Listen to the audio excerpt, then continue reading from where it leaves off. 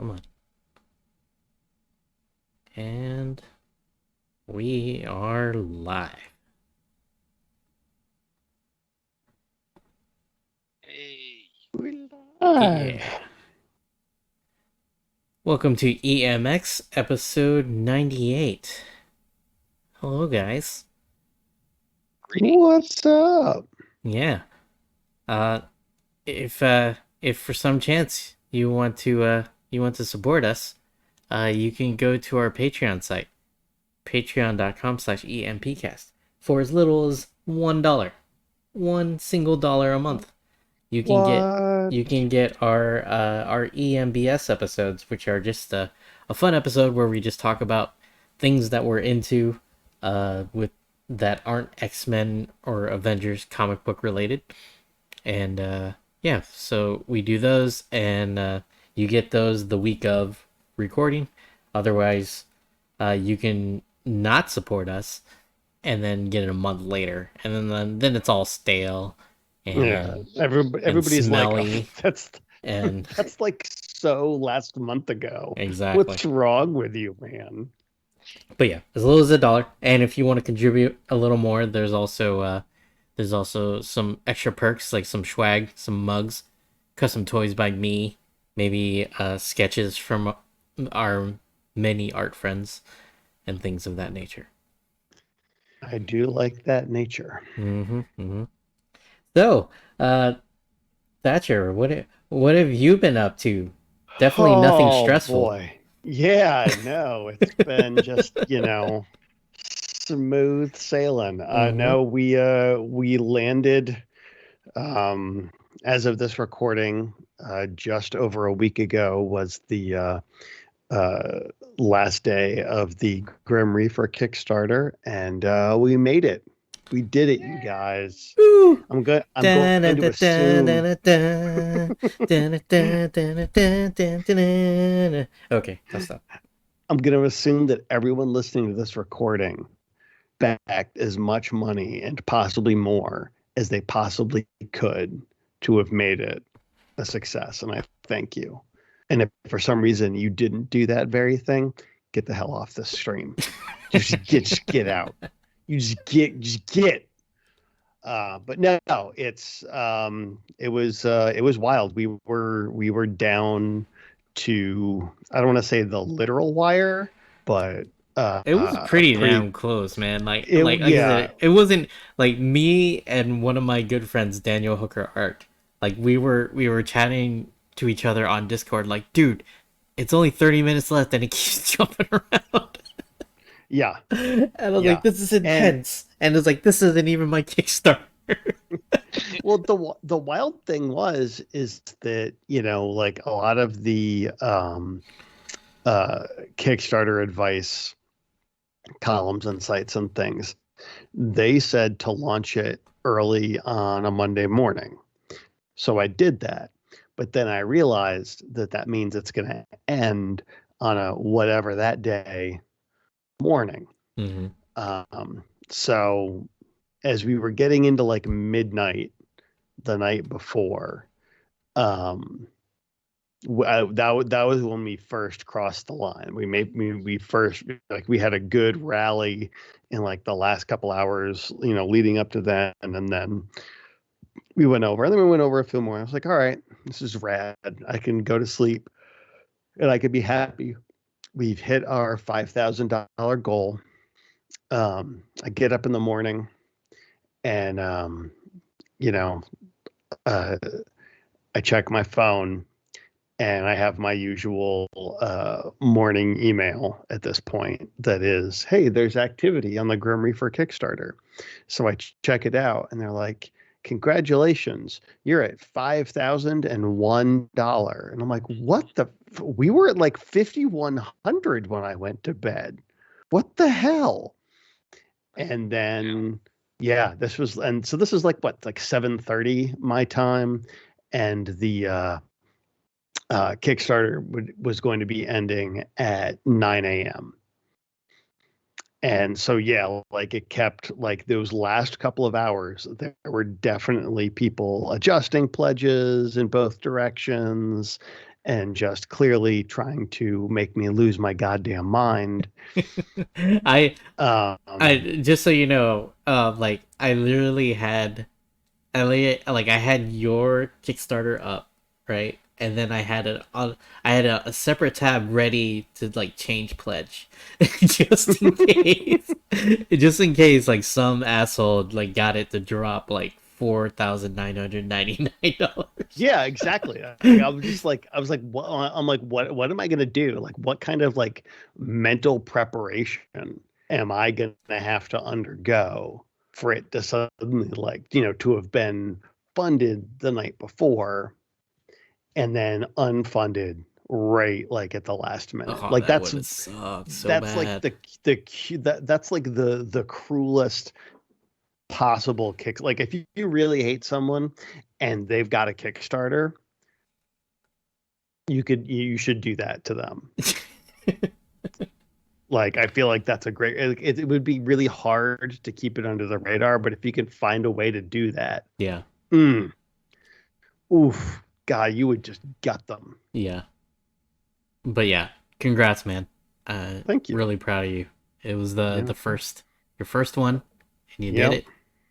Yeah, So well, with a lot of help from you, a lot of help from you, you helped bring in people on this very stream. So, all witty bullshit aside, you know, you're the man, dude. Like you're the man now, dog. I think that's still a site. Probably. I think it's still a thing. But Um, but but yeah. yeah, like and then after that, I went and did Cincinnati Comic Expo in Cincinnati, which was a good show. But I was able to like kind of like relax a little bit more at it and be like, okay, because the previous weekend I had been at the Lexington Comic and Toy Convention, and it was like the last weekend before the Kickstarter, and we weren't funded yet, and I was super stressed out. Oof. Yeah. So yeah. So yeah, basically not much, right? Yeah, other than that, it's been a fucking breeze, man. What about you, Corn? Um, Jeez, nothing much, honestly. Work, kids, helping kids with their homework, school, dropping them off, picking them up, and playing some games in the meantime, like we talked about on the last EMBS. So listeners want to know what video games I've been up to, and some great ones. Go ahead and tune into the podcast. Yeah, we even got Alex Smith on there. That's saying I much. Yes, saw. I was Ichiko. so. I was shocked. I was like, oh my goodness. Yeah. He's coming. Like, does this mean that like the like winter's gonna come 6 weeks early or something? Something like that. Hmm. Um, yeah. What about the puppies? How are the puppies? They're growing so much. Yeah, they're growing a lot. Their colors are changing, which I'm not kind of happy about because they're not really brown anymore. They got that white and black in them. I mean, Spike literally looks like a coyote. He's got really long legs, really scraggly looking. Um, yeah, he looks like a coyote, while his sister, she looks like a fox, a little orangish fox. So they're coming into their own, but they're handfuls for sure. Nice, nice. Yeah. Yeah. Yeah. It's been kind of pretty normal for me. Lots of commissions, lots of work to do. Yeah, some asshole kept like adding shit to his Kickstarter. Yeah, I'm gonna have to make a lot of Worst, Grim man. Reaper Funko Pops. uh, yeah, it'll be fun to make those on around Christmas time too, to the tune of Christmas music. I think that'd be kind of fun. But yeah, it's been good though. Can't complain. Yes, yes, yes. All right. Well, welcome to EMX. I am Corwin, and with me is Viet Hello. and Thatcher. future. Holler. This will be 1 hour of uncut, uncensored, and unscripted conversation about the X-Men books for August 2021. It's like, Watch out for did I do that right in the spoilers. notes? It's like, okay. Yes, you did. You did. Yeah, so watch for spoilers. Go read your books if you haven't, because we are spoiling everything right now as we dive into this, and it's going to be lots of fun. And you don't want to be left out and left on the sidelines wondering what's going on. So go read your books and come back. And just a heads up, for those people that want to catch up with us live while we record this on my Twitch channel, I do bring up the books so you can see what they look like also. And if you can't manage to catch the Twitch streams, go to our YouTube page, because I just upload our Twitch streams on there. He's very smart. Mm-hmm. We have like 4 subscribers on YouTube, so help some make this worth the work that I'm doing. Yeah. All right, so I am getting the timer going, and as always, all right, watch. I'm trying to do some more watch, and it's flickering. All right, there we go. And Thatch, you want to start us off? Sure. Let's start with one from the top of the alphabet.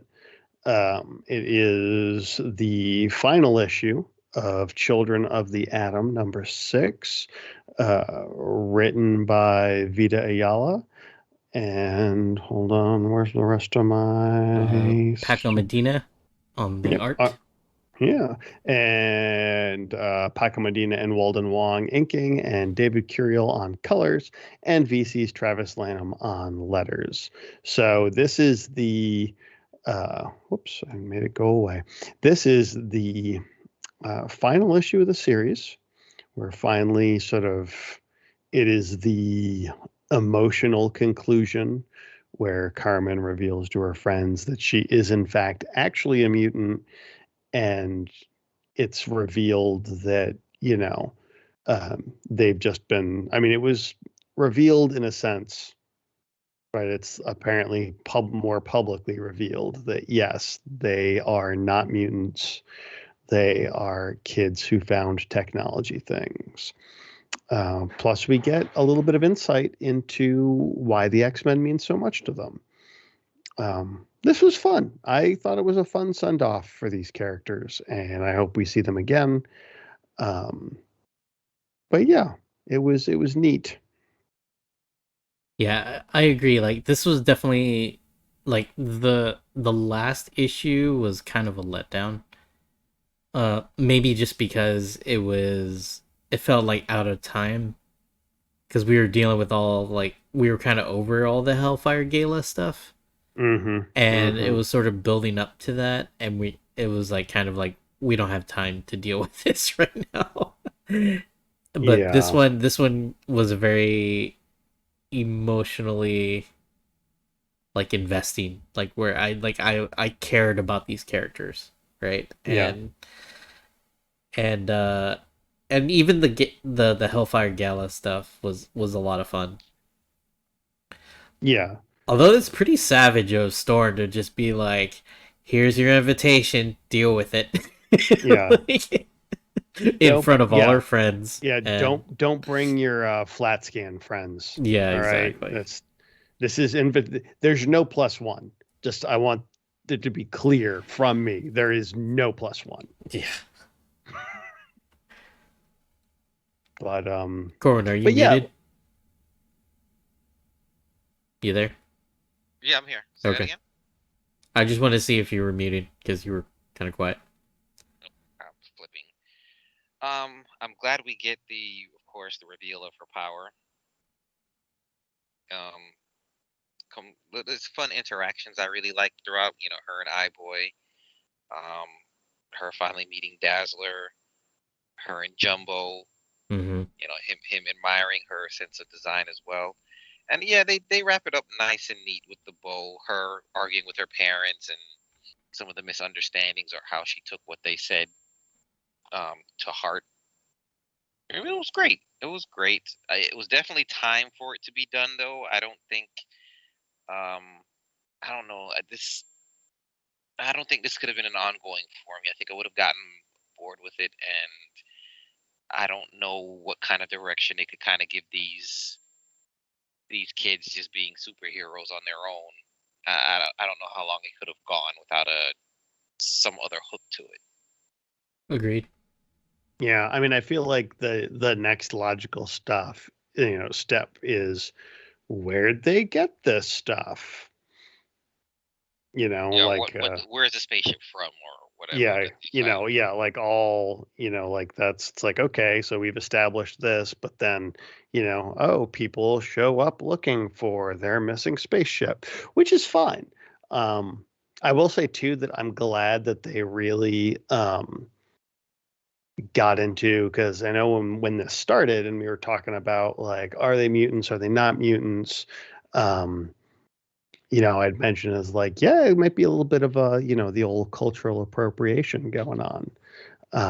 And it's kind of neat that they address that in a way, like with Buddy just being like, yeah, like it was just, pretending I was a mutant made me feel special, because I think the X-Men and all that jazz, like I think all these guys are awesome.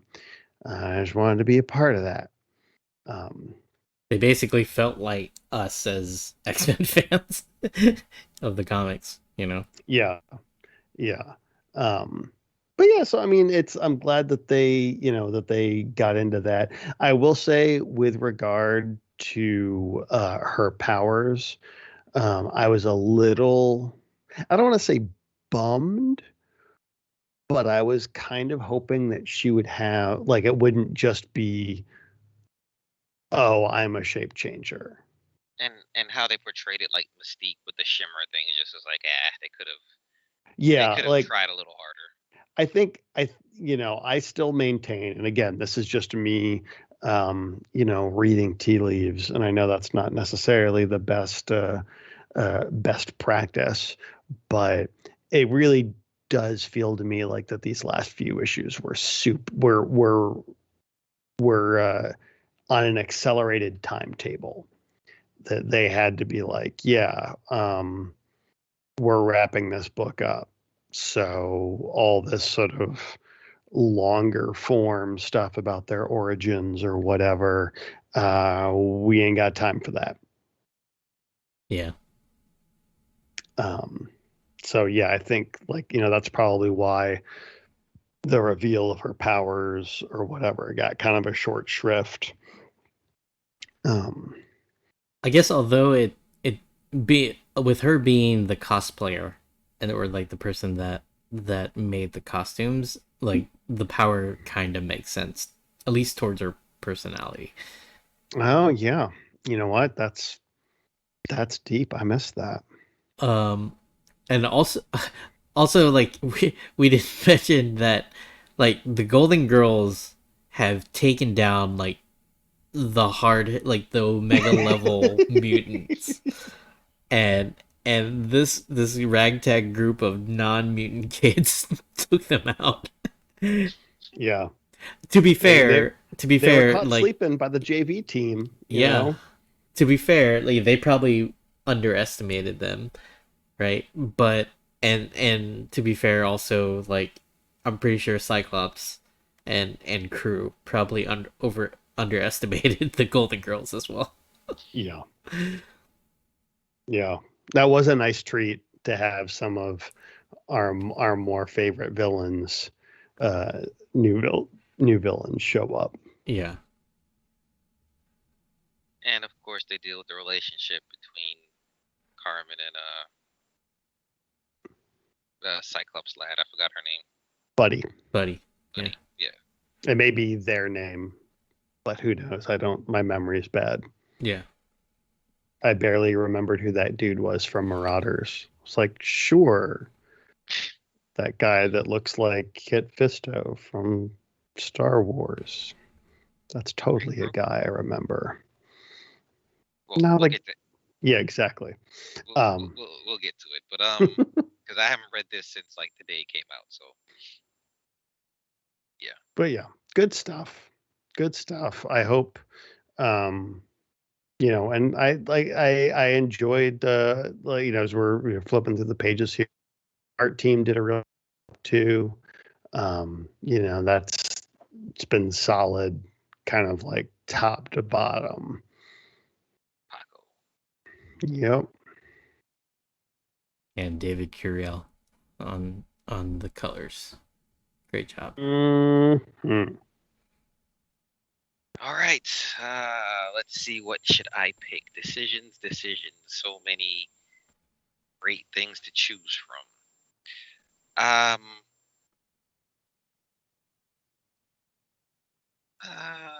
Let's go with something that we didn't expect, and as of last episode, kind of moved itself to the top. Let's talk about Wolverine number 15. Oh yeah. Written All by right. Benjamin Percy, art by Adam Kubert, Frank Martin on colors, and Corey Petit on letters. Yeah, I guess because we're not dealing with Dracula, that this book is just really starting to shine again. Yes, agreed. We get, you know. I'm just laughing because this was the book that Viet said beforehand. I didn't have time to read that one. Yeah. No, I said that last month. Yeah. And I actually read 14 and 15 this time Okay. around because you guys talked about how great it was. And I was like, really? Like, I don't believe you, but it turns out, Yeah. were we right? Yeah. It's pretty amazing. Like we got dark water, giant acid boy, and The origin of Solemn. Yeah, then we got Solemn, so we got some Ten of Swords callbacks. Mm-hmm. Who And doesn't love a good Ten of Swords callback? yeah. And yeah, like this is what I would want. And zero Dracula. Yeah. I So, mean, maybe that's it. Maybe it's just that it's like, look, there's just something about, you know, the way that they were doing the Dracula stuff that just didn't work, you know? or maybe the fact that like this book is again tying into like the main X-Men story. Like Rocky. yeah, like so like we're actually dealing with like what's going on Krakoa versus like his own separate thing, because then like we already have a bajillion X books, so like what are we, like ain't nobody got time for that. Mm-hmm. You know, we don't got anybody got time for Wolverine being being messing around with Dracula. Yeah. Trying to just, you know, go back and forth as to whether or not he's going to have relations with a recently a nun that was recently turned into a vampire. I mean, come on. And Dundee, thank you for the resub to the channel. Appreciate that, buddy. Yay. Oh, just the storytelling from Adam Kubert and the art is just Mm-hmm. man, just fantastic. He really like Kuberts are made to draw Wolverines. Mm-hmm. You know, like that's just like a, you know, I would love to see some of the stick figures that they drew when they were kids and see how many of them had like 3 smaller sticks coming out of their hands. But yeah, like the page that just went by with like the really big one was like Wolverine in the air slashing through those dudes. Yeah. Come on.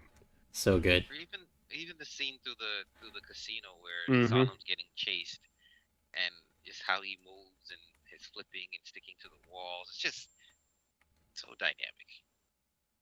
Fucking quality, dude. Quality.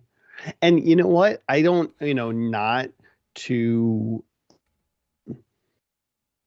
pick on the dudes who were drawing the vampire arc, but I mean, I feel like would we possibly have felt differently about the vampire stuff if Kubert had drawn it? I doubt it. I think it's for me. I doubt it. For me, I think it was just the story just wasn't clicking for me. Okay. Gamerdon said, would love to see the old short cigar smoking Wolverine come back, short and badass. He has lost a lot of his character. I would disagree, Dondi. I don't know if you looked at the pages. Kubert draws Wolverine a little short and stocky. Yeah, as you can tell by these, like he's not smoking a cigar, but he's drinking some nasty whiskey. So I highly recommend these issues, at least 14 and 15, for sure. You probably if you're not following the Hickman stuff, you got a lot to catch up on. But this is the good Wolverine. Give me that good Wolverine. That good Wolverine. Mm-hmm. Well, I read through these books, but I missed a lot of the Sage's logbook. Is there anything that I missed on those? Like any big detail that I missed? Because I just kind of skimmed through those. Definitely for the Wolverine stuff, I think probably should have read some of that because it just gets really ridiculous with the amount of seducing and craziness that Solomon's been up to. At one point she says, where is it? In one session, all the childbearers of Dorne, male and female, became pregnant and gave birth to silver-skinned children. I mean, they just get with some weird shit that Solomon's been up to. So looks like them Solomon boys are up to no good.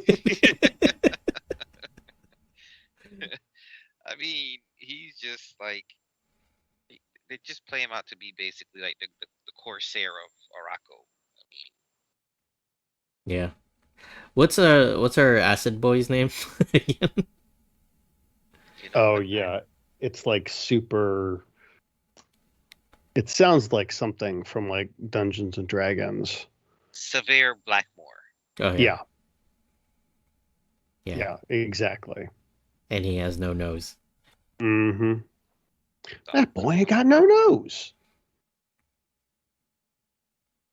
And it was great. Saw him walking through the market, how they laid it out, him just kind of stealing things panel to panel, even though it's one big map. It was, again, I won't gush about the art, but yeah, I was really happy, really looking forward to reading this issue. Yeah, and then he stole Wolverine's blade from the moon, from the Summers base. Sneaky little dude. I hope that when he catches up to Solemn, Solemn's like, yeah, and you know what? I put your toothbrush in my butt crack too. Yeah. Yeah, I picked my nose and I touched one thing in your room, and you'll never know what it is. I farted on all of your pillows. I'm sure Wolverine to be able to smell that, but we digress. Vian, what do you got? All right. Let's see. What should we go with? I think we'll go. Since we didn't have a Marauders last month, let's go with Marauders, number 23. Written by Jerry Duggan, Ryan Fiorelli on the art, Dane Barreto on the colors, and VC's Corey Petit on the letters.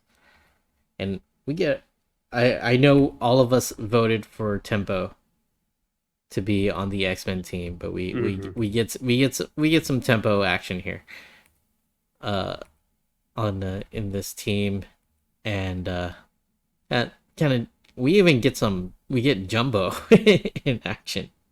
Yeah, I'm like, what is he? I was like, what is he doing here? Yeah, did did he catch the wrong train? Like, what happened? Yeah, I was just like, do they need like fashion? Like, are are these Russians and like are these Russians like not wearing like doing fashion faux pas? Oh, I'm sure they are. That's like Adidas jumpsuits, tracksuits are out apparently. Um, but yeah, I think it was kind of lacking the last time we read a Marauders book, and I think it's kind of back to its normal antics, kind of. The So art's suffering a little bit, but the story makes up for it. yeah, I even Banshee, like I was like, hey, look at Banshee, Banshee doing stuff. And then another Yeah. one who was voted in the voting to join the team. Yeah, I don't. They kind of like the first part where Banshee is sort of like narrating everything, like catching Ebba Frost up. Like, I don't know. I thought it was just a little okay. I hope we get more tempo. I hope this sort of sets us up for um, more and better things down the road. And the stuff with the the Vivendi, again, the stuff with the Vivendi girl, and it's like, oh, she was sexually assaulted. Like, that kind of leaves a bad taste in my mouth still. But it looks like they're going to be possibly making some interesting choices with that character. Yeah, yeah, I'm kind of with you on that. Like I could have did without that storyline on this book, but yeah, like I said, maybe Jerry Duggan has some cool things for her in the future. I'm sure he does. I just, Yeah, and there's you're, better and ways of setting that up. yeah. Um, but, oh, what was I going to say? Oh, no, yeah, I'm with you on the art kind of not being, Compared to what we used to get, yes. mhm. Yeah, it's lacking compared to the A artists we usually get on the book. Yeah, the Matteo Lolly is usually the Or Stefan Caselli. Yeah. yeah. I love the last page. The data page is a quote from Pyro's book that he's writing. Yeah. Yeah. Secret Tides of Salt Wives by the best-selling romance novelist St. John Alders. Or however you say it. Allardyce. Allardyce. Yeah, that one too. Allardyce. And not only that, apparently, the proper pronunciation for that first name is Sinjin. Oh, really? Yeah, it's a weird British thing, and I only know it as that was one of James Bond's cover names in one of I want to say View to a Kill. It was definitely a Roger Moore. He was St. John Smythe. And that's your James Bond fact of the day. And how? Mm-hmm. All right. Back to you then. Back to me. All right. Well, then, in that case, let's talk about some heavy hitters. X-Men #2. Because woo doggy. That's Speaking of Jerry some Duggan. Yep, that's some fun. See, again, like he's, it's written by Jerry Duggan, art by Pepe Larraz, colors by Marte Gracia, and letters by VC's Clayton Cowles. Pretty much everything about this book is solid, like 100%. Yes. like it had a good first issue, and so I was like, all right, hopefully we don't get that sort of like sophomore slump. But I'm already loving Cordyceps Jones. This is my first encounter with him. You guys said that he was in the Rocket book or Guardians or Rocket. I just don't remember which volume, but yeah. but yeah, we get good use. I honestly feel like outside of um the storyline where Sync X-23 and Darwin went into that place that one time, whose name I can't remember. In the vault. Vault. Yeah, the vault. There we go. Really great use of his powers. Great characterization all around. And just like this is, they said, yeah, this is the book where they're going to be doing superhero stuff. They're doing a lot of superhero stuff in this issue. Yeah. And it looks fucking great. Everyone, like all the characters, I feel like are just like super on point. We get Shiro's sort of the speech that he had for that got him elected to the X-Men. So yeah, this is dope, man. Yeah. Yeah, this is I don't know, like I like this felt like I mean it's done well, but I feel like they like Jerry Duggan just has like a dry erase board listing all of the different like ways he could combine powers. I And feel like then you'd have to. Mutant Yeah. circuits. yeah, like that's all. It's like he's trying to think of all of his team up with the powers, and then devises a story around those that he wants to use. Hey, that's classic X-Men. I know, Their right? motto. I mean it's fastball special, right? Like, but yeah, it's like And um yeah, like the dropping of the logs on the like the annihilation wave, mhm. and then like Rogue throwing the thing and Cyclops like shattering them into little shards, and Even the humans coming to help was a welcome yeah. change. Yeah. Yeah. So Shout out to it Kansas was. barbecue. Yeah, I was gonna say, and the barbecue, they get to eat. As long as they're not barbecuing up Annihilation Wave, I feel like Yeah. that would be pretty nasty.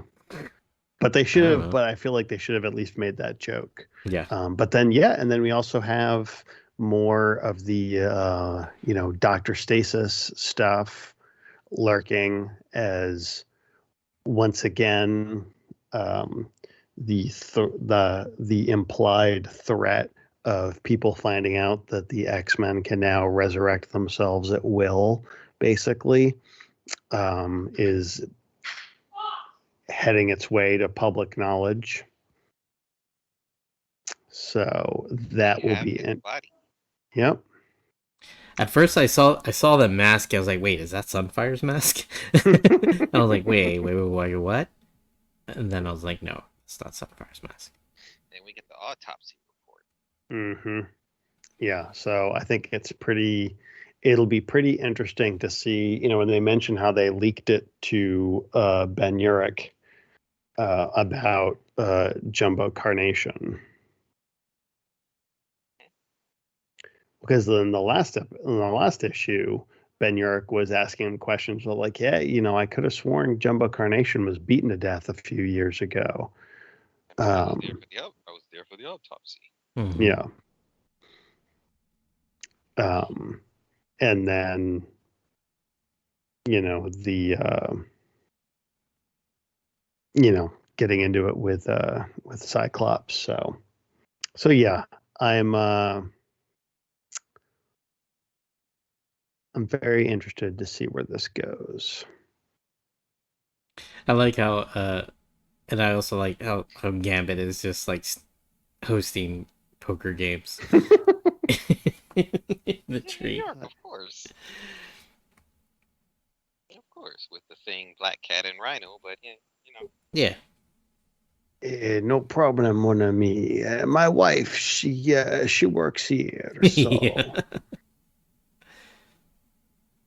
It's literally a treehouse. So what else are you gonna do there? This All right, art is so we'll good. keep it moving. There's so much good art to pick from this issue for the episode stuff. But all right, let's see what I want to go with because let's see, two really good books to choose from. But I'm gonna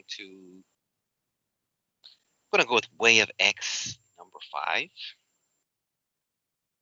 written by, I'm mistaken, which Spurrier is it? Cy? Sigh. yep. Yep. Cy Spurrier, art by Bob Quinn, colors by Wava Tartaglia and Clayton Cowles on the letters once again. Just Nightcrawler dealing with this whole onslaught situation. Um, uh, Legion kind of co-starring, and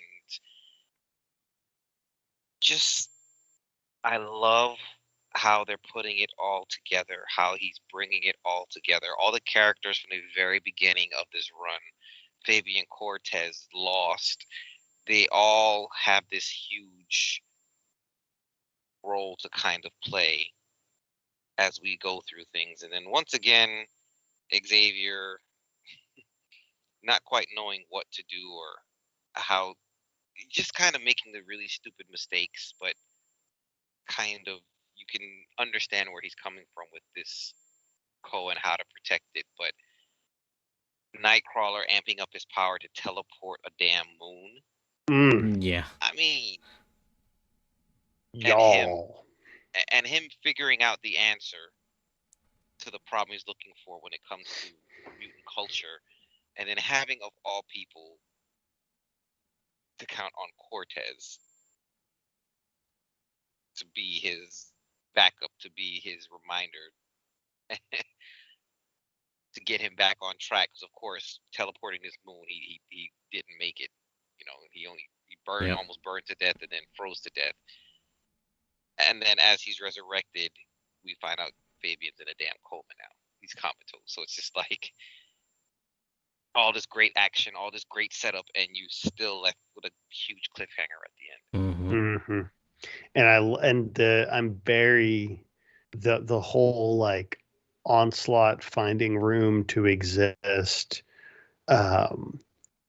in the, how do they put it, in the spaces between when they're backed up and when they actually die. Yeah.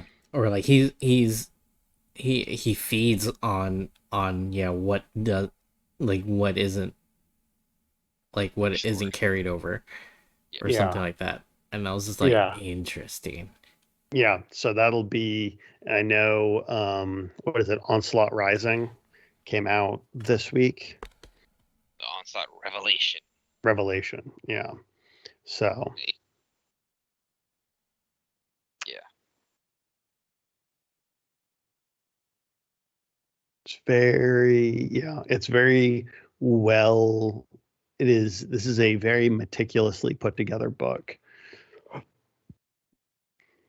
Agreed. I did not expect Cortez to play such a huge role, which was kind of the surprise of how they brought it all together.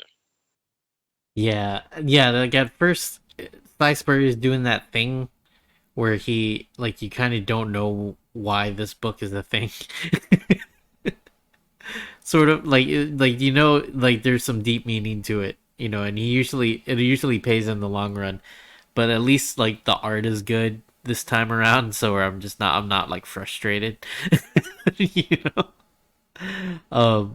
So yeah, definitely a great payoff in this book. I've definitely grown to like Salisbury a lot more since our Legion or X-Men Legacy days. But also, yeah, like the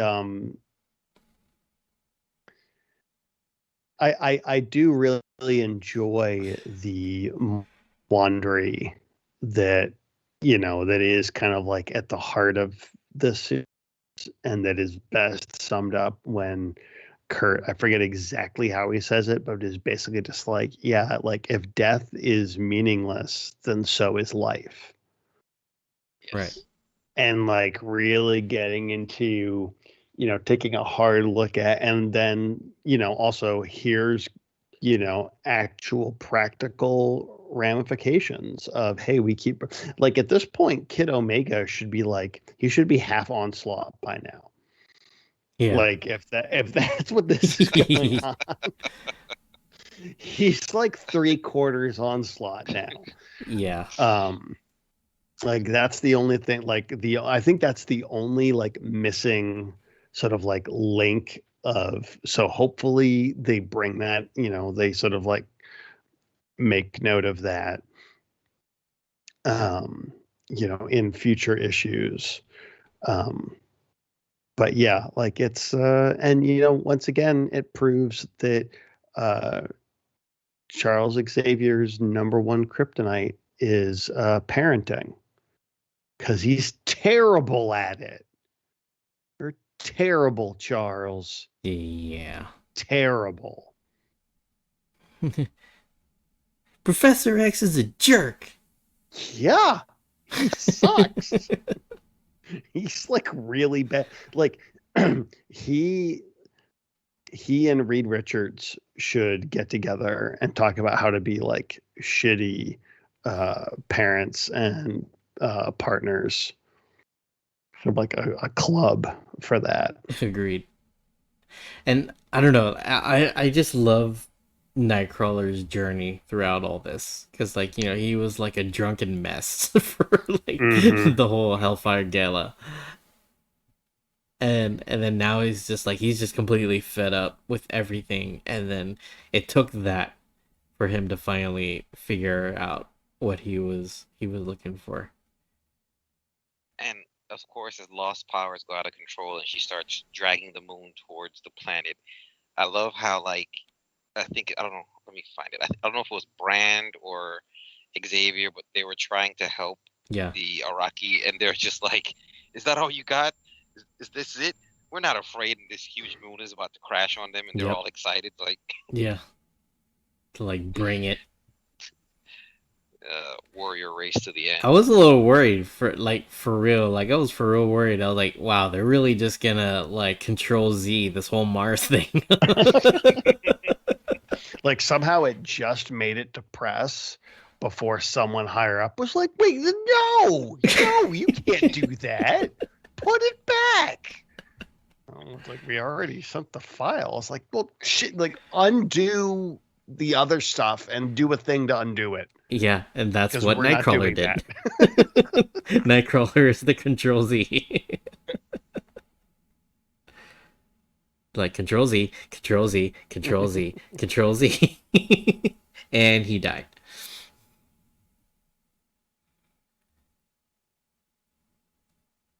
All right. We're running low on time, so let's keep it moving. So good. Agreed. All right. All right. Since we don't have much time, let's go ahead and jump into the trial of Magneto. We got about 20 minutes. Okay. Well, we're still gonna do it. Oh, yeah. Yeah, written by Leah Williams. I can't, for some reason on my copy. I gotta zoom in. Okay. Leah Williams on the writing duties. Lucas Wernock on the art. Edgar Delgado on the colors, and VC's Clayton Cowles on the letters.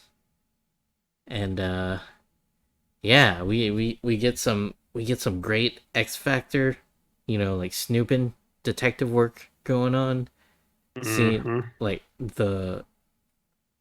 seeing like the brutal way of how Scarlet Witch died, and them acknowledging that Scarlet Witch isn't a mutant.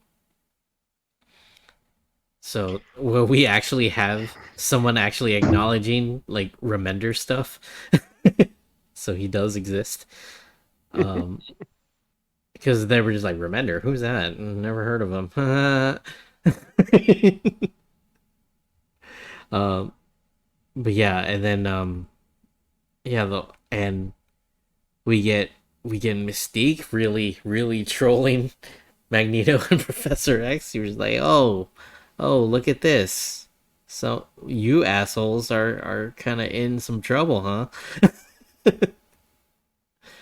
I wonder how. Yeah, and yeah, like and like the fights of them trying to take down like Magneto were great. The art, like yeah, the art is really dope, and yeah, and then, Well, oh man, and the part when Quicksilver shows up, you're just like, oh, oh, hit me in the feels.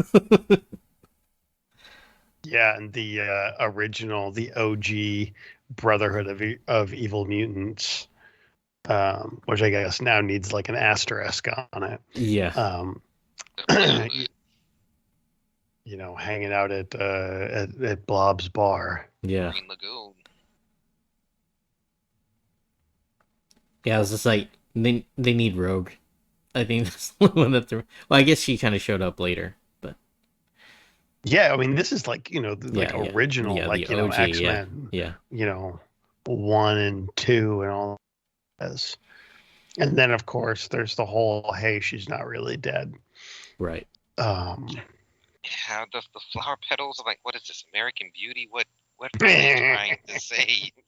I'm Yeah, just sitting here like, yeah. okay. What does this mean? well, do you think that she could have found some way to like get merged in with Krakoa. yeah, that's the one. That's the one, officer. I think it's possible. I have to go back to the Vision series because I think somebody made mention of the Wundagore flower and something with how did it go? It had to be consumed twice, and it's able to bestow you with some kind of power to resurrect or see something. Where the flower has to be eaten by something, and then you have to eat that thing, or it's.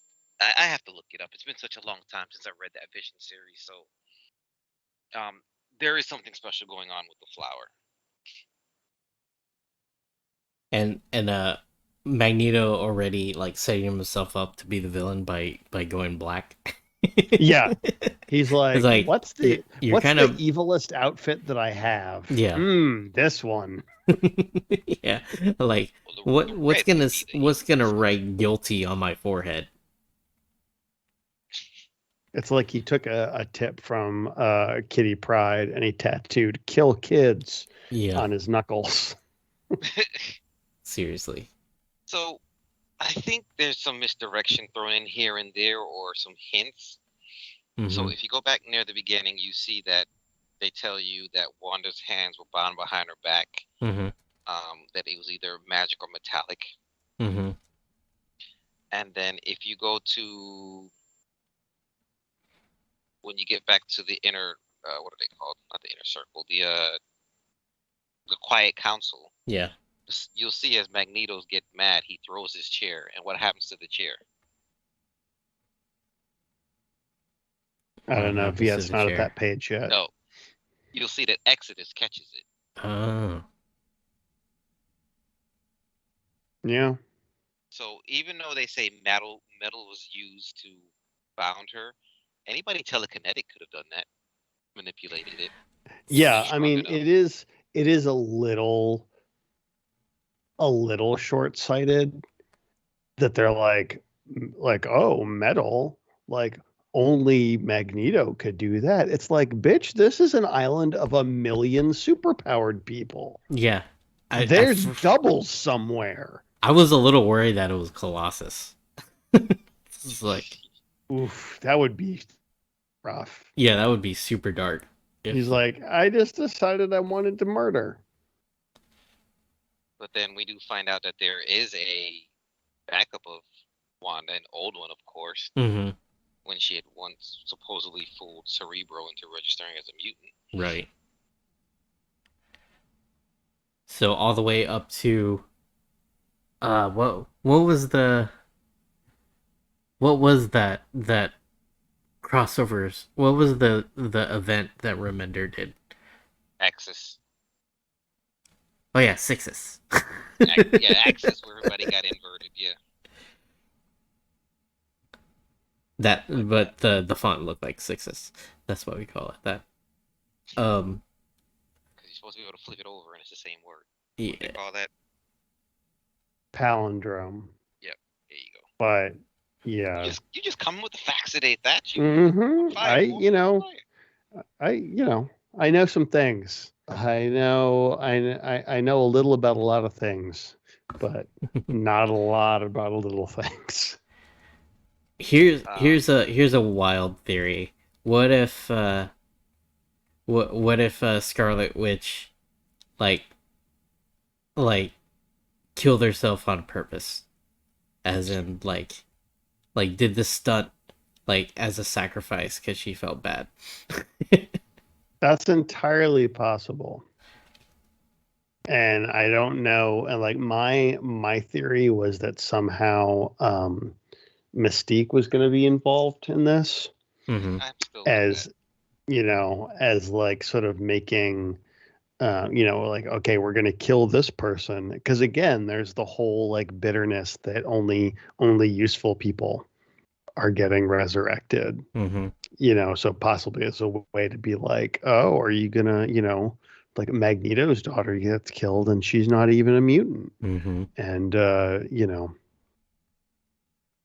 well, let's not forget Exodus has been preaching about the Pretender to all the kids. I mean, he always played her up to be the boogeyman for children, and he's definitely was never a fan of her. So yeah, it's possible Mystique wasn't even working alone. Yeah, or she's just taking advantage. Yeah, manipulating other folks. But yeah. I mean, no one assumed Lorna did it, even though she has the same power set and is occasionally crazy, depending on who's writing her. And I mean, there's also even that. Was it what was it? What's the Mercury? Mercury? Is it just Mercury? The is that her code name? That one. Yes, Mercury. Yeah. Okay. I was like, does she have that? That seems too easy. But is it Mercury? Okay. Yeah, she's made out of Mercury's a metal. Yeah. Could have been her. Could have been Colossus. It could have been. Hell, Mr. Sinister has metal arms. Could have been Cable. Yeah. Shit. He could have just used one of his cape strappies.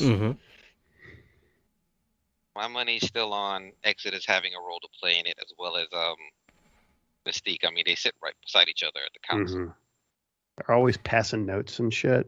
It's ridiculous. I was a little kind of thrown off, even though I guess it's to be expected how quickly they started turning on each other. With, Magneto starting to crush Xavier's head using Cerebro, his helmet, and then Kitty's like, what did she say? Stand down or I'll peel the brainstem right out of your spinal cord like a twister. All right, this is gonna be stupid, but if this happens, you guys owe me $100. Okay. All right. Bold of you to assume I have $100. Yeah. Hear me out. All right. Metal, right? Amazing Baby. The Warwolf. It can because there is a scene where it bound her hands. That would be amazing. Some pun intended. Yes. Even though it is basically the Maggie shot Mr. Burns answer. Exactly. And Leah Williams is writing this book. And Amazing Baby is prominently featured in X Factor. Just saying. Yeah. So Rachel did it. Maybe this Amazing Baby.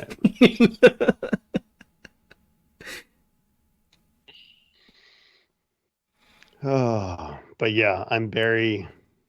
For some reason, I could have.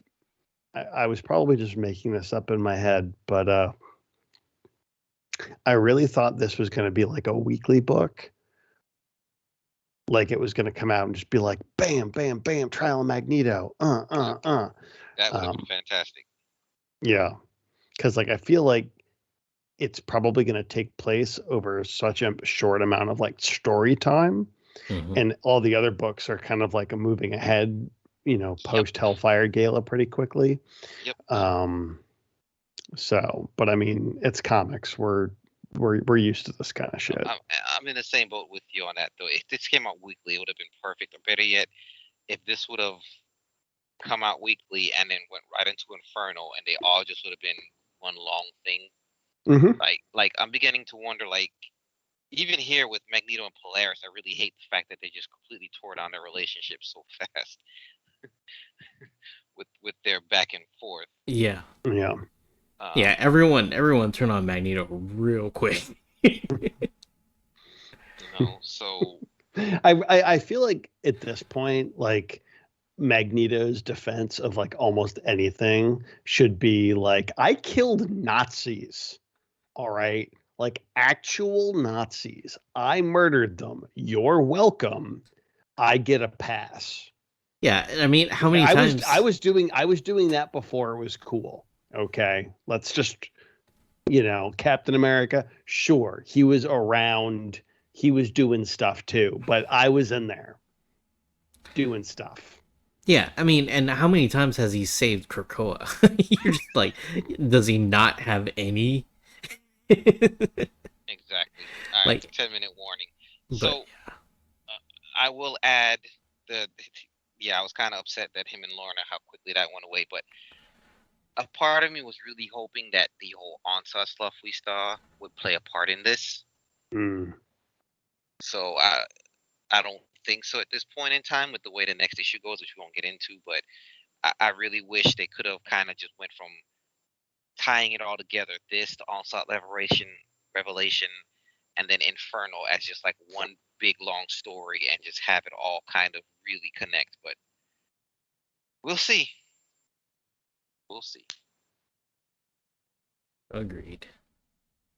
All right, Thatcher, back to you. Oh, Jiminy Jillikers. Well, we sure have some books left. Mm-hmm. All right, I'll do Hellions 14. Let's do Hellions 14. I will. Sorry, I got my tablet locked. That would have been my pick too. So kudos to you. Yeah, I mean, written again, by Zeb Wells. Looks like Rohe Antonio. On arts, Rain Barreto on the colors, and VC's Ariana Mayer on the letters. Yep. Speaking of Araco, we start off like right with it, with Tarn the Uncaring apparently leading off their first meeting as like, so it's agreed we're all gonna nuke the Earth, right? What? No one's with me on this. Okay, yeah. All right. It felt pretty obvious. We moved to Mars, we nuke the Earth, and well, sorry, I guess I misread the room. That's on me. Yeah. That's on me, I guess. But yeah, this is it's we get those those Amenth dudes, lots of well,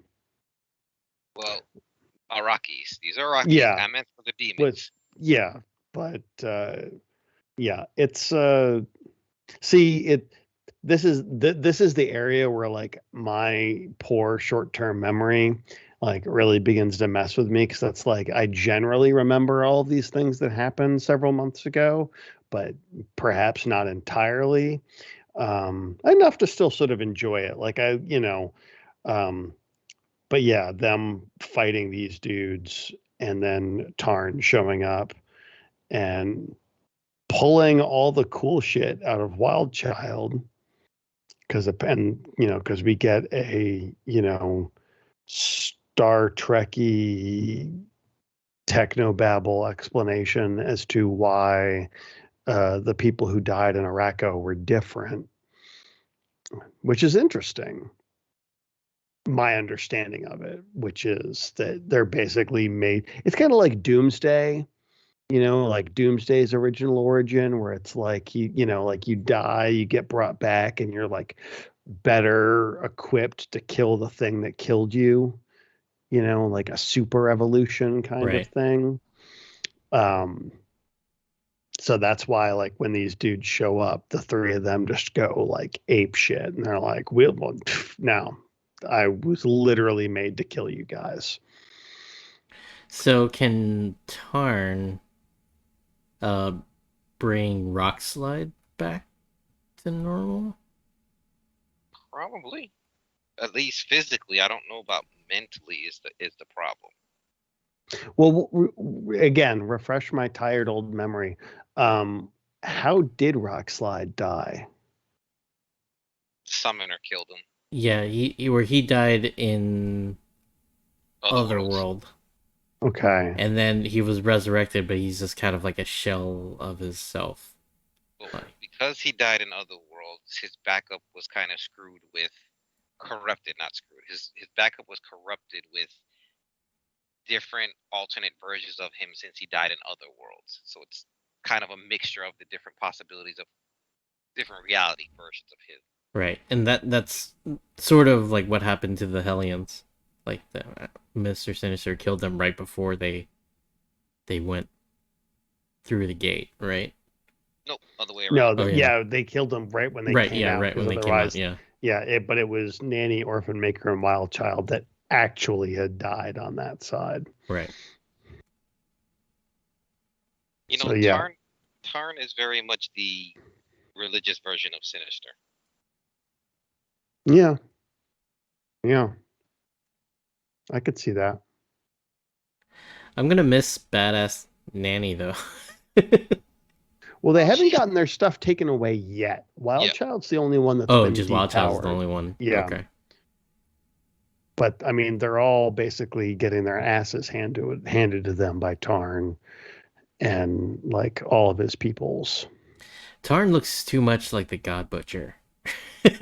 Yeah, there's and he's very, and it's really throwing me off. But I mean, they're both like pretty badass, so I guess they got them ear man titties. Yeah, got them Twi'leks. Yeah, I love how our Sinister gets the Tarn version of Sinister to follow him with just the damn one word of Chimera. Mm-hmm. And that brings so much context from House of X. What's the other one? Powers of 10, and the whole future, and the chimeras that he's destined to create. Mm-hmm. I really feel like this series is drawing close to a natural conclusion. Oh, most definitely. Because I feel like once the Tarn stuff is kind of worked out, then we're in our final act of, all right, no, for real, we're getting Psylocke's kid back. Hopefully. Yeah. So, and that will lead to, them versus Sinister and whatever implications that may hold. Right. Yeah. Because right now, yeah, like this book has been a lot of fun nonsense. But yeah, it'll get to a point where it'll start to get old. Yeah, I mean, yeah, but I mean, yeah, there's been this solid B story that's been chugging along, and it's like unless you come up with like find a way to replace that with something else that feels organic and natural, then I would say put it on pause. And it seems like they've been pretty good at that across the line so far. So whichever way they go with it, I trust their judgment, because they haven't really led us wrong yet. Agreed. All right, so we got about 2 minutes, so I will just pick X-Corp, which is A comic that was made. Mm-hmm. which is a step up. It's definitely improved. It's Mm-hmm. Mm-hmm. Teeny Howard, Alberto Foch, and Sonny Go on colors, Clayton Cowles on letters. The whole business aspect of it all, I definitely enjoyed it last episode or last issue when we get into the whole Madrox of it all, or Dr. Madrox. This was winding down, getting to where we need to wrap things up. We started getting some action. We get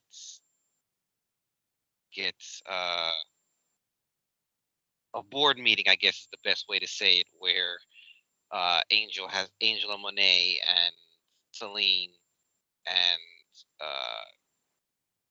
Mastermind all kind of have to come together and come up with a vote of how they're going to handle the situation.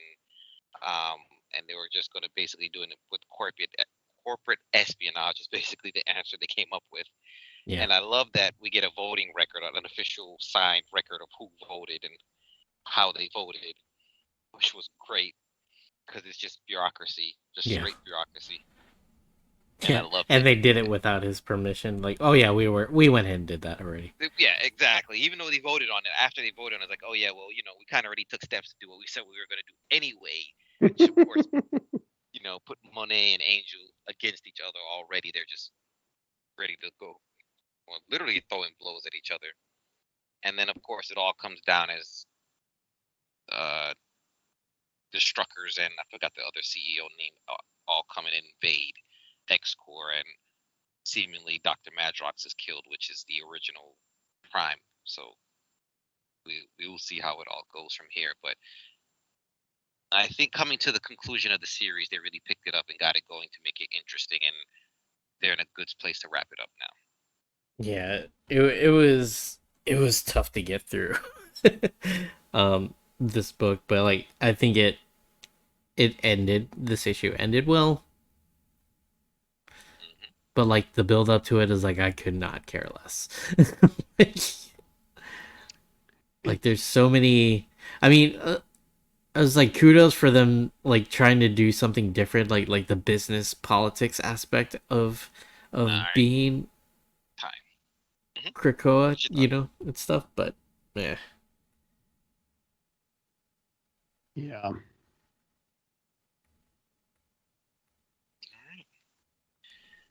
That is time. So we didn't get to X-Force and Cable Reloaded, but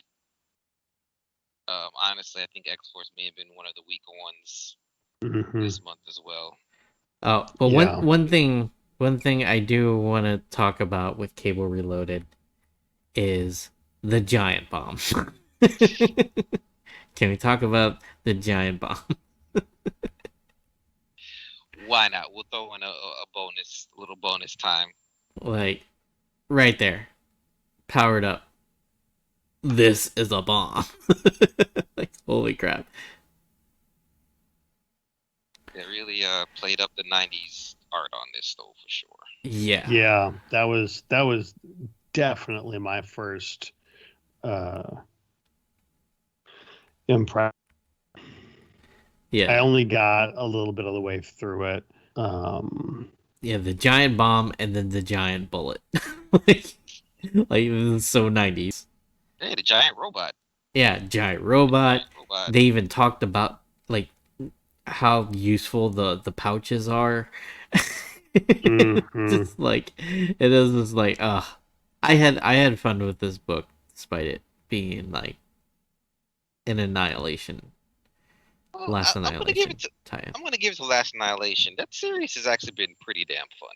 I haven't read them all. Like this is only like Sword and this Cable Reload is the only thing that I've read so far. Read the rest of them. Read the Guardian. I'm surprised you're not reading Guardians. I mean, your boy Hercules is there. I'm I'm getting them. I haven't read them yet though. Got you. All right, so a very solid month. loving these books, loving these series. We all know what's coming, though. Unfortunately, there's going to be a reboot probably with how they're winding down things with Inferno and going to build the line back up. But this is just aces. The X-Men have just been just so great these last couple of years, and it just makes me really happy. Also, on X-Force, it's like, are they just trying to bring Swamp Thing in the Marvel universe? Because I think they're I just bringing know. I Swamp was Thing. like, what? I'm like, like that's Swamp Thing. guys, that's a Swamp Thing. That's based off Man really? Thing. I mean, yeah. But yeah. Yeah. All right. Sorry. So no, yeah, I hope we don't get too hard of a reboot. And I hope we don't get too. I hope that once this does end up, like it gets past kind of like the stuff that Hickman laid out, that we don't lose some of the magic. I don't think that's going to be the case, because the problem we ran into was Hickman really had like a 3-year plan, and after 3 years, we're still stuck in the first year. They just had so much to work with and build upon it. He couldn't move on to the next phase before he had to move on to his other books and other plans that he had. So hopefully he'll be coming back when they're ready to switch phases. I did not read the Adventures in Poor Taste interview that happened this week for the X-Men books, because it was Hickman, and he was saying how he had to cut plans out for Rogue. How the Children of the Vault were supposed to have I don't know if it's a mini series or another bigger role before they get into whatever is coming next. So I'm going to read that after we finish here. But he had some interesting things, but more than anything, he's kind of jealous he has to leave before everything else rolls out, because he's really excited about what the other writers got coming. Yeah. And it does seem like he had a pretty solid handle on who was going to be working on these books.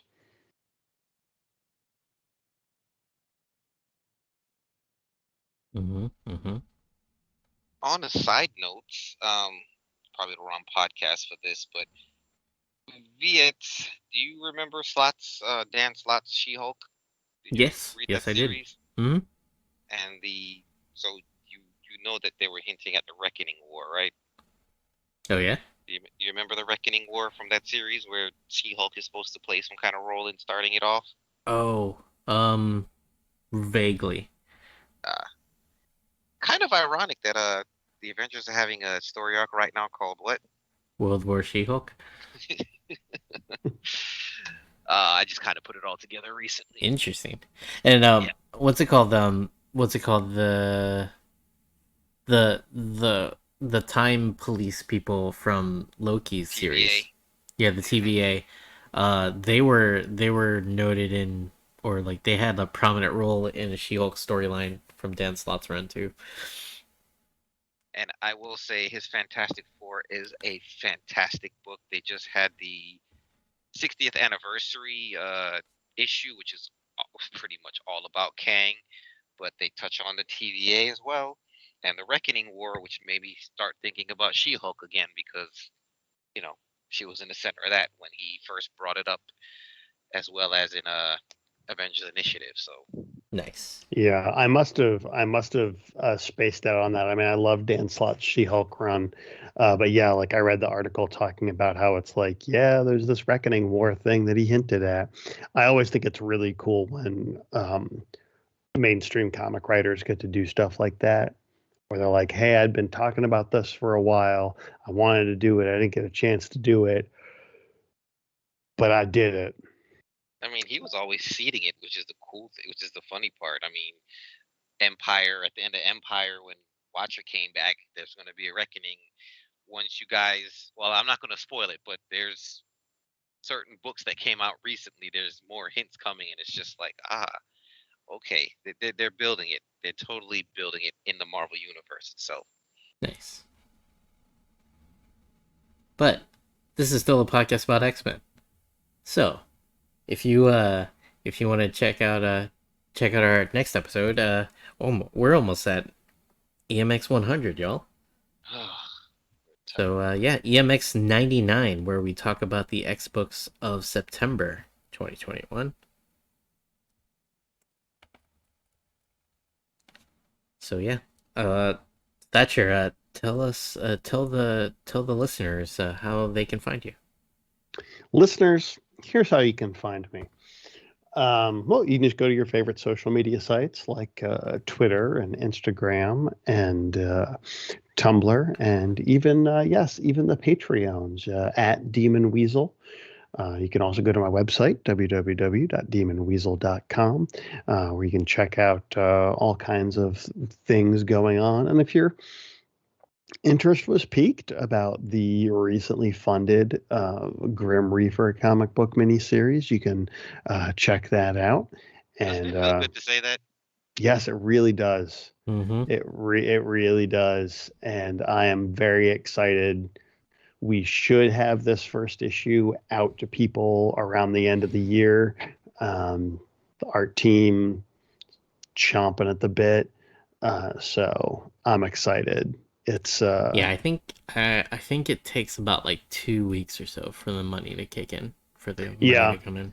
That's like, it's funny. I checked it like a little bit before we went on the air. Like I just kind of like forgotten about it, and I was like, oh shit, that's right. I do unfortunately know, like, I mean, there were definitely some pledges that didn't go through. So that's never any fun, especially when they are, some of them are sizable. So that'll be a pain in the butt. Yeah. But, it counts. I still got everyone else's money. Mm-hmm. And most importantly, the amount of money that I need to make this book a reality. So nice. It's tight. All right. Well. But yeah, for me, comedianviet.com, at comedianviet on all the social medias. Of course, I do a Twitch stream every 3 days a week on twitch.tv/comedianviet. Overachiever. Mm-hmm. I know, he's so busy. Mm-hmm. It's crazy. Always so busy. Mm-hmm. And listeners can find me on Twitter at EMPcast. Of course, we do have our Discord page and our Facebook group page, facebookgroup.earthsmightiestpodcast.com, where you can hang out and talk anything. It doesn't even have to be comics. All right. Website, earthsmightiestpodcast.com. And email us. What did you think about the X-Men books? Yes. Yes. Go to EMP at earthsmightiestpodcast.com. You can email us there. And we will read it on the show. All right. So we are a proud member of a few podcast networks where you can find us and a host of other podcasts. There is the hashtag TheCollectiveNet on Twitter. Yeah. And with that, we will see you guys next month. Bye-bye.